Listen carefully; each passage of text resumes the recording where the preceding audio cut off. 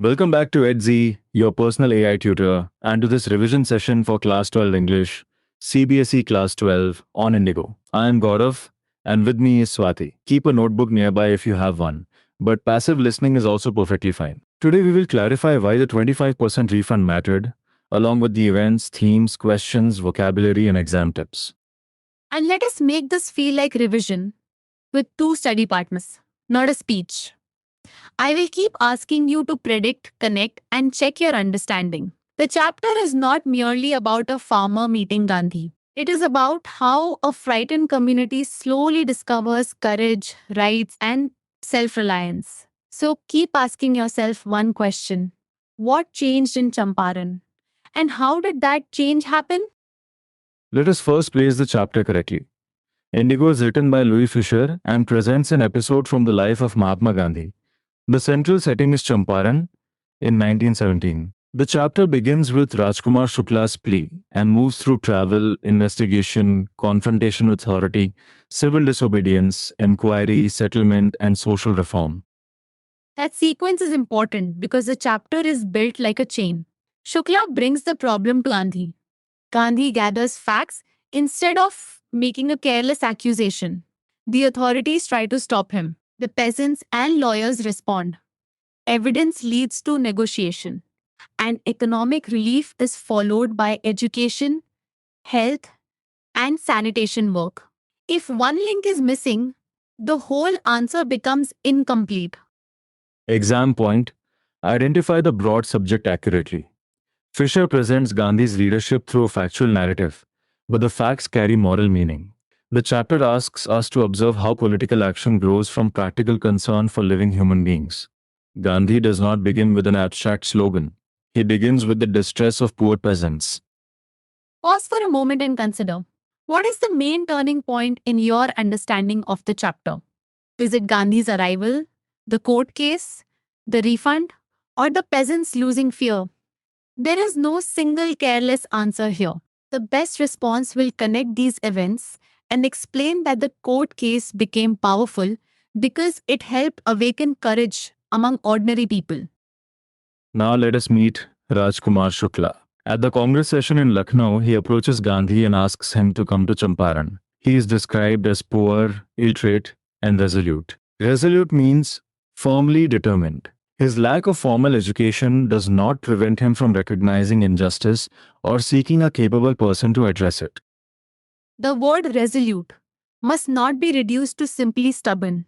Shukla is persistent because the suffering of the sharecroppers gives urgency to his request. He follows Gandhi to different places, waits for him, and repeatedly asks him to fix a date.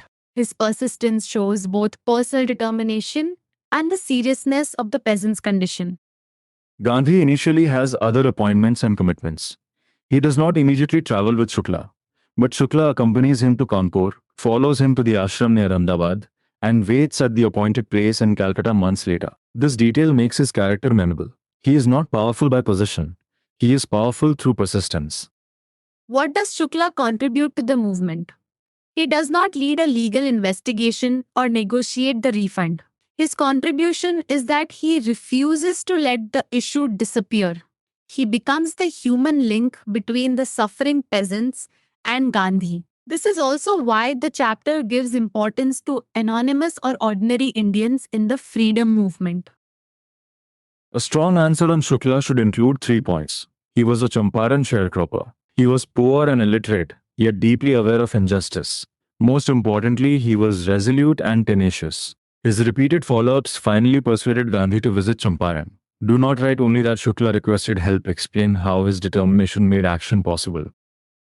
A likely inference question asks why the servants at Rajendra Prasad's house thought Gandhi was another peasant. Gandhi was traveling simply with Shukla, and the servants already knew Shukla as a poor yeoman. They judged Gandhi by his appearance and company. The incident also exposes social prejudice, especially the suspicion connected with access to the well. Let us trace the journey carefully. Gandhi meets Shukla at Lucknow. He has appointments at Kanpur, returns to his ashram near Ahmedabad, later meets Shukla at Calcutta, and travels with him to Patna. From Patna, Gandhi goes to Muzaffarpur before proceeding to Champaran. These places are often tested through short factual questions.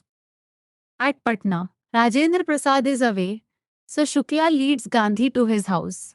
Gandhi then decides to go first to Muzaffarpur because Shukla cannot provide complete information about the conditions. This is a small but important detail.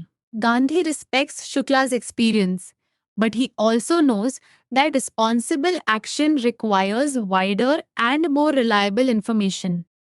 Gandhi contacts Professor J.D. Kripalani, whom he had seen at Tagore's Shantiniketan school. The train arrives at Muzaffarpur at midnight on 15th April 1917, and Kripalani is waiting with many students. Gandhi stays for 2 days at the home of Professor Malkani, a teacher in a government school. Why does Gandhi call Professor Malkani's decision extraordinary? In those smaller localities, Indians were afraid to show sympathy for advocates of home rule. A government professor offering Gandhi a place to stay therefore showed unusual courage. The incident also tells us how fear operated before the movement gathered strength. People were not necessarily indifferent. Many were frightened. News of Gandhi's arrival and mission spreads quickly from Muzaffarpur to Champaran. Sharecroppers come on foot and by conveyance to meet their champion. Local lawyers also visit Gandhi and describe the peasants' cases and the fees they charge. This growing movement is shown through people gathering, sharing information, and becoming willing to speak. Notice the contrast here. At first, people in smaller places are afraid to help someone associated with home rule. Soon, peasants travel to Gandhi and lawyers come to brief him. The atmosphere changes because a public figure has entered the situation and because people begin to feel that they are not alone. That movement from isolation to collective presence is central. Now we need to understand the indigo system precisely. Much of the arable land was divided into large estates owned by Englishmen and worked by Indian tenants. The landlords compelled the tenants to plant 3/20ths or 15% of their holdings with indigo. The entire indigo harvest was surrendered as rent under long-term contracts. Let us check the relationship. Were the peasants simply selling 15% of their crop? No. They were compelled to plant 15% of their holdings with indigo and surrender the entire indigo harvest as rent. That distinction matters. If you write only that they paid 15% as rent, your answer becomes inaccurate. The landlords later learned that Germany had developed synthetic indigo. This threatened the value and demand for natural indigo. The landlords then obtained agreements from sharecroppers to pay compensation for release from the 15% arrangement. Many peasants signed because the arrangement was burdensome. Those who resisted faced lawyers on one side and hired thugs on the other. Here is the injustice in sequence. First, the peasants were forced to grow indigo. Then synthetic indigo made natural indigo less valuable. The landlords wanted to end the old arrangement, but they demanded compensation from the peasants for releasing them. Once the illiterate peasants learned about synthetic indigo, they wanted the money they had paid returned. Exam point of view say important, the conflict is not merely between a crop and a landlord. It involves economic exploitation, unequal contracts, lack of information, intimidation, and the misuse of power. A good answer should show how the peasants were trapped first by the forced cultivation and later by the compensation demand. Try this active recall question. Why did the peasants who had already signed agreements want their money back? Think before listening further. The answer is that they later received information about synthetic indigo and understood that the landlords had demanded compensation in a situation where natural indigo was losing its importance. Their lack of information had been used against them. When Gandhi arrives, he begins by trying to get the facts. This method is worth noticing. He visits the secretary of the British Landlords Association, who refuses information by calling Gandhi an outsider. Gandhi replies that he is not an outsider. He then approaches the British commissioner of the Tirhut division, who bullies him and advises him to leave. Would Gandhi have been more effective if he had immediately made a dramatic speech? The chapter suggests otherwise. He first gathers information, meets lawyers, listens to peasants, and observes the situation. His courage is not reckless, it is supported by preparation. That combination of evidence and moral firmness is one reason his leadership becomes difficult for the authorities to dismiss. Gandhi does not obey the commissioner's advice to leave. He proceeds to Motihari, the capital of Champaran, with several lawyers. A large crowd greets him at the railway station. He establishes a headquarters and continues investigating. When he hears that a peasant has been maltreated in a nearby village, he decides to go and see the situation himself. The journey towards that village is interrupted. Gandhi starts on the back of an elephant, but a messenger from the police superintendent orders him to return. Gandhi complies with the request to return in the carriage, but when he receives the official notice to quit Champaran, he signs the receipt and writes that he will disobey the order. This is a useful distinction. Gandhi cooperates with practical instructions, such as returning to town, but he refuses an order that would prevent him from serving the peasants. His resistance is selective and principled. He does not create disorder for its own sake.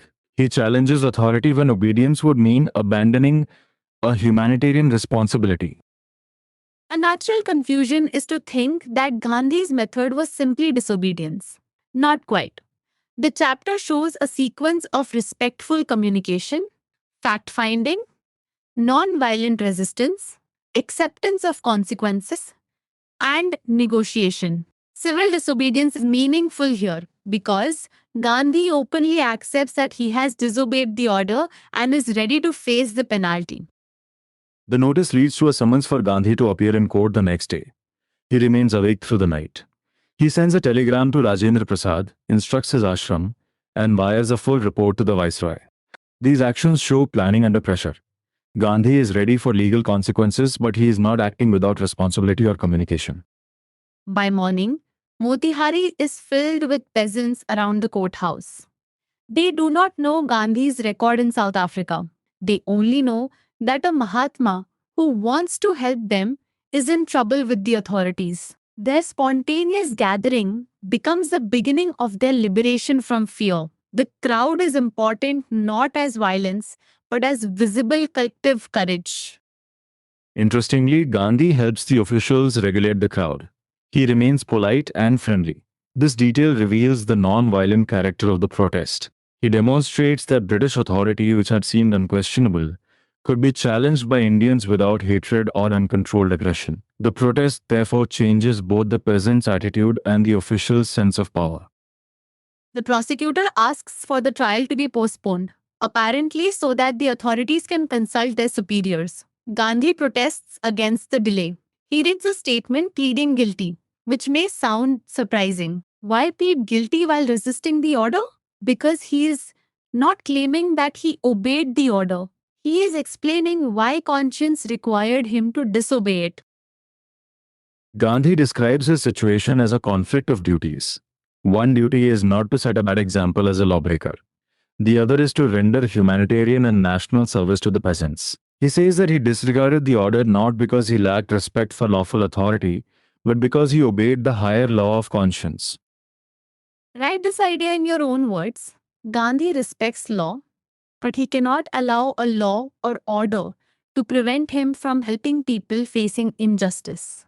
He accepts the legal penalty instead of pretending that he has done nothing. That is why the conflict of duties is an ethical conflict, not a convenient excuse.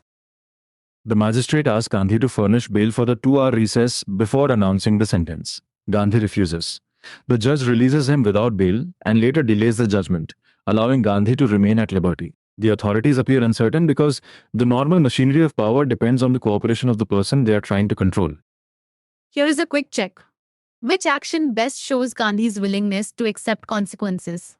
He signs the notice and writes that he will disobey it, appears in court, pleads guilty to disobedience, and asks for the penalty. He is not hiding behind technicalities. His strength comes from transparency and readiness to suffer without using violence. This is where Satyagraha becomes visible in the chapter. The source connects Gandhi's action with civil disobedience and non-violence. He resists oppression through truth, firmness, peaceful conduct, and willingness to face punishment. Avoid defining satyagraha as merely a protest. In this episode, it is a disciplined moral resistance rooted in truth and conscience. At this point, we have covered the first major idea. Gandhi's courage removes fear from the center of the problem. The peasants had suffered, but fear had prevented effective action. Gandhi does not simply promise victory, he shows them through his own conduct that authority can be questioned, that example becomes more powerful than a speech. The lawyers from Bihar then arrive, including Rajendra Prasad, Brij Kishore Babu, and Maulana Mazharul Haq. Gandhi asks what they will do if he is sent to prison. At first, the senior lawyer says that they have come to advise him and might return home if he is jailed. Gandhi immediately connects their personal choice to the peasants' injustice. The lawyers reconsider because Gandhi is a stranger, yet he is prepared to go to prison for the peasants. They are residents of nearby districts and claim to have served these peasants. If they leave, they feel it would be shameful desertion. Their decision shows how Gandhi influences people not through force but through the example of personal sacrifice. When the lawyers agree to follow Gandhi into jail, he declares that the Battle of Champaran is won. Notice what he means. The legal case has not yet produced a refund, and the Indigo system has not yet disappeared. But the people supporting the cause have crossed an important psychological boundary. They are now ready to stand together against fear. That line can confuse students. The battle is won at the level of courage and solidarity before the economic settlement arrives. Gandhi sees that the lawyers will not abandon the peasants and that the authorities can no longer isolate him. Moral victory comes first. Formal investigation and negotiation follow. Several days later, the magistrate informs Gandhi that the lieutenant governor has ordered the case to be dropped.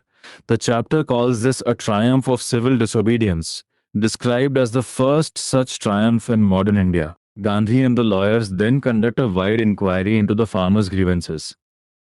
The inquiry is methodical. Depositions from about 10,000 peasants are written down. Other evidence is recorded and documents are collected. The landlords protest strongly, but the investigators continue. This is a valuable answer writing point. Gandhi's movement combines emotional support with organized evidence. Courage without evidence might be dismissed. Evidence without courage might remain unused. In June, Gandhi is summoned to Sir Edward Gate, the lieutenant governor. Before going, Gandhi meets his associates and makes plans for civil disobedience in case he does not run. He has 4 long interviews with the lieutenant governor. As a result, an official commission of inquiry is appointed into the situation of the indigo sharecroppers. The commission includes landlords, government officials, and Gandhi as the sole representative of the peasants. That composition matters because Gandhi is not merely speaking outside the system. He becomes part of an official inquiry while continuing to represent the affected people. This shows his ability to combine protest, negotiation, and institutional engagement. The duration of Gandhi's stay also reveals his commitment. What began as a visit expected to last a few days occupied almost a year of his life. He remained in Champaran for an initial uninterrupted period of 7 months and later returned for shorter visits. By leadership here means sustained attention, not a brief appearance followed by a quick departure. This is a good place for a listener challenge. Put Gandhi's method in 5 steps. Listen to the affected people, collect facts, resist an unjust order peacefully, involve the community, and negotiate from evidence. The chapter supports all 5. Say them aloud once, because speaking the sequence often helps you reproduce it in a long answer. The official inquiry gathers strong evidence against the big planters. They agree in principle to refund money to the peasants, but ask how much. Gandhi initially asks for 50%. The representative of the planters offers 25%, apparently expecting Gandhi to refuse. Gandhi accepts the offer, and the deadlock is broken.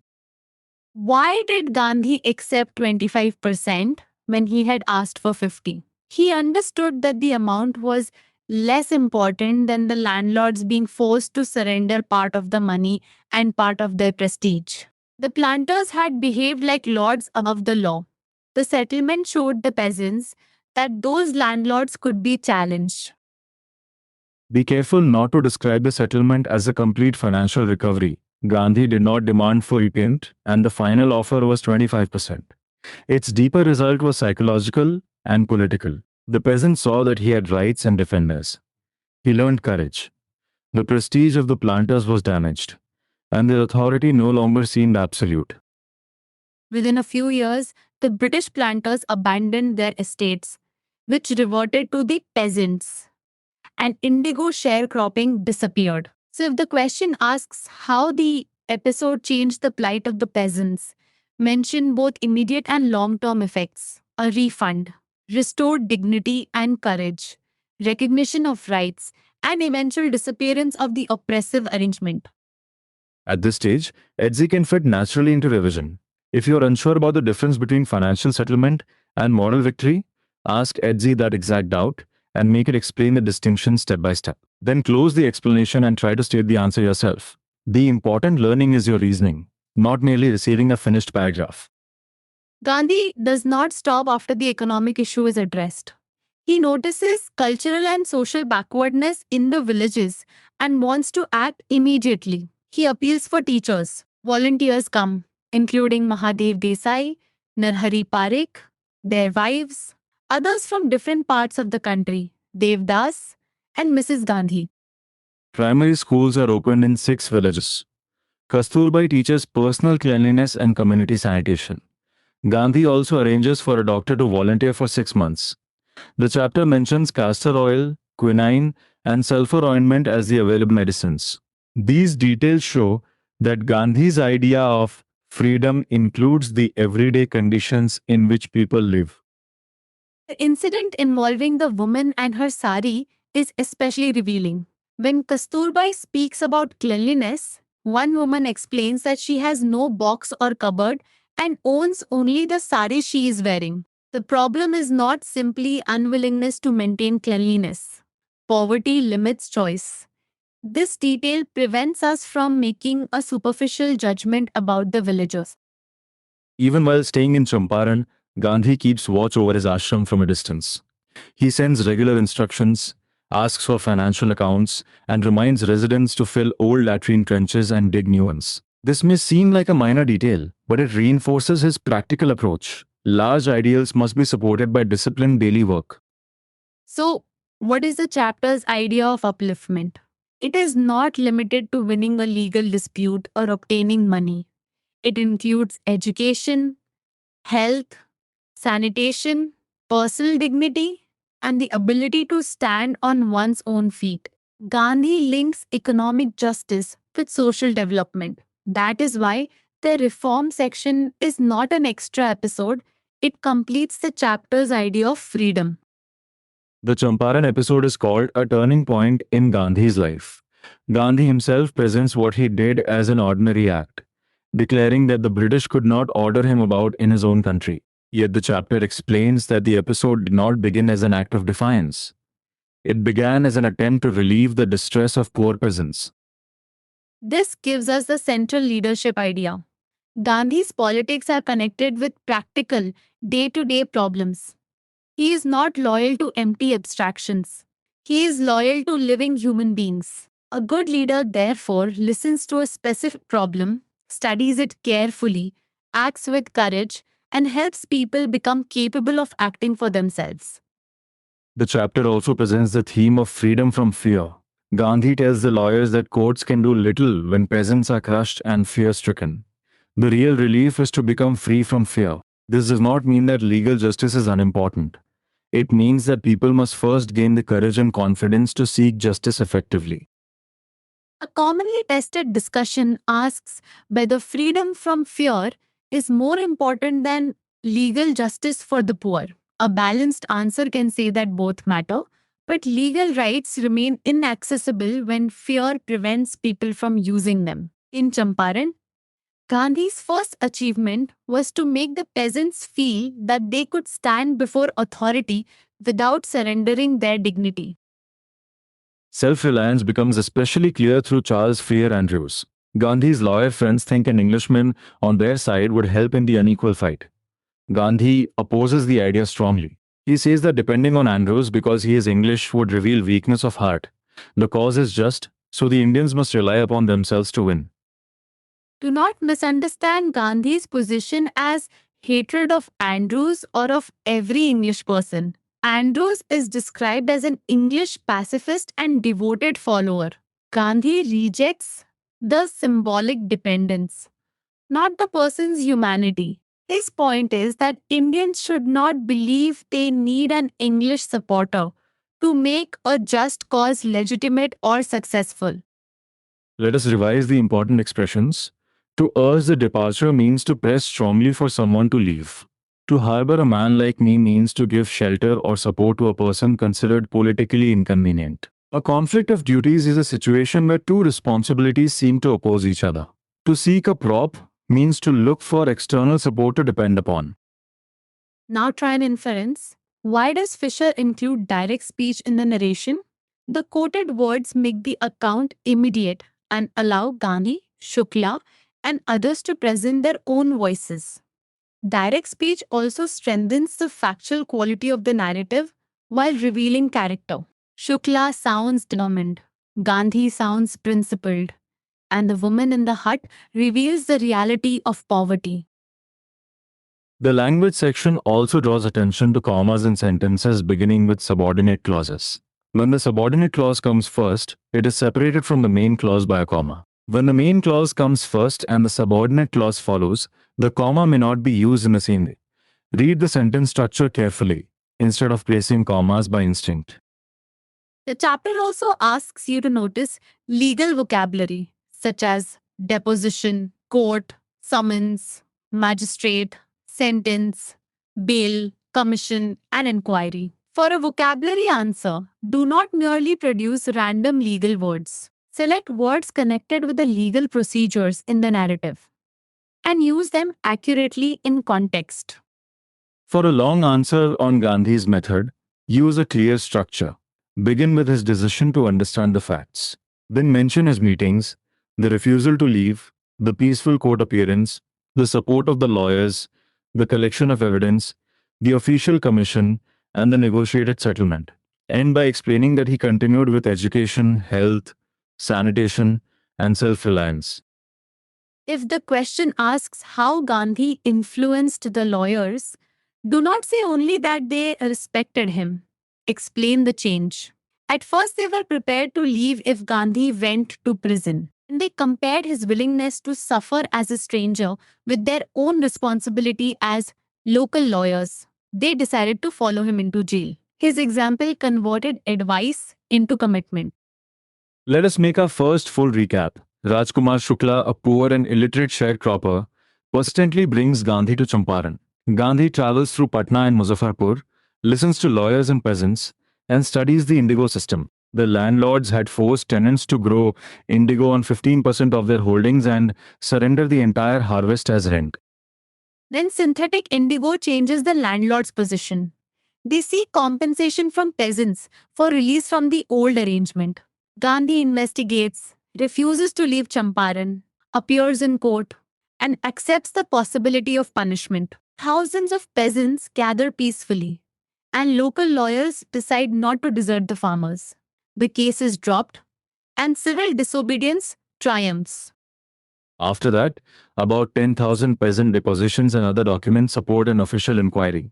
Gandhi becomes the sole representative of the peasants on the commission. The planters finally agree to a refund, and 25% is accepted. The amount is less important than the surrender of money and prestige, which teaches the peasants that they have rights and defenders. The next recap layer is social.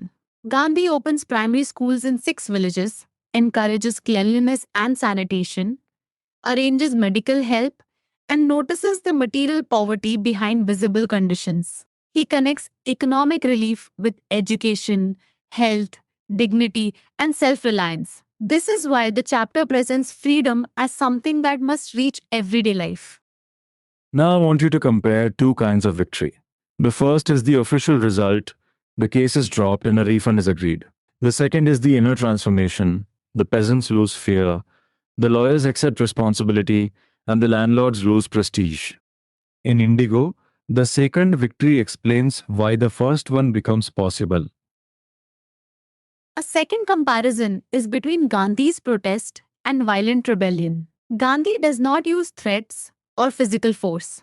He gathers evidence, communicates with officials, remains polite, accepts legal consequences, and relies on collective courage. His method is civil disobedience guided by non-violence. The chapter therefore presents resistance as disciplined, organized, and morally accountable. One common mistake is to describe Rajkumar Shukla as a politician or landlord. He is a sharecropper and peasant. Another mistake is to say that the peasants paid 15% of the harvest as rent. The accurate point is that 15% of their holdings had to be planted with indigo, whose entire harvest was surrendered as rent. A final active recall round. Who brought Gandhi to Champaran? What was the 15% arrangement? Why did Gandhi refuse to leave? What did the lawyers decide? Why did he accept 25%? What reforms followed?